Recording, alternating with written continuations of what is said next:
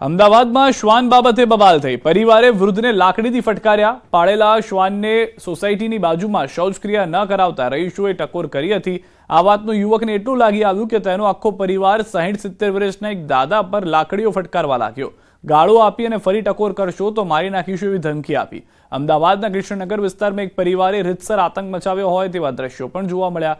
લુક્કાગીરીની હદ વટાવતા આખો પરિવાર સોસાયટીના રહીશોને ધમકાવા લાગ્યો અને ગાળો આપી। સોસાયટીના લોકોએ વિનંતી કરી કે તે તમારા શ્વાનને અહીં શૌચક્રિયા કરાવો છો, પછી ત્યાં અમારા બાળકો રમતા હોય છે, બીમાર પડે છે। જેના જવાબમાં લુખ્ખાગીરી કરનાર પરિવારે કહ્યું કે તો તમારા છોકરાઓને ત્યાં રમવા ન જવા દો। ત્યાં સુધી ડંફાસ મારી કે પોલીસ તમારા માટે છે, મને પોલીસથી કોઈ ફરક નથી પડતો। આખા પરિવારે ભેગા થઈને સોસાયટીને ખૂબ ધમકાવી નાખ્યા। ત્યાં સુધી કહ્યું કે કાલે પણ શ્વાનને અહીં જ શૌચક્રિયા કરાવશે, કોઈ કંઈ બોલશે તો મારીને તોડી નાખીશું। દાદાગીરી કરીને ભયનો માહોલ પેદા કરનાર પરિવાર વિરુદ્ધ સોસાયટીવાળા રાત્રે જ કૃષ્ણનગર પોલીસ સ્ટેશને ફરિયાદ નોંધવા પહોંચી ગયા, પરંતુ પોલીસે 5 કલાક સુધી એફઆઈઆરની કોપી ન આપી હોવાનો પોલીસ ઉપર પણ આરોપ છે।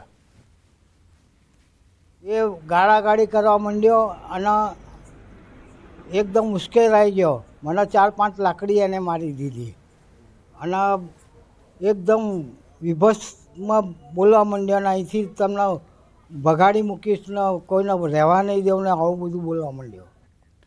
દાહોદથી સમાચાર। જંગલમાંથી મળી લાશ। સુરપુર ગામના જંગલમાંથી મળી છે લાશ। અજાણ્યા યુવકની લાશ મળતા ચકચાર મચી ગઈ। હત્યા કે આત્મહત્યા તે દિશામાં પોલીસે શરૂ કરી છે તપાસ।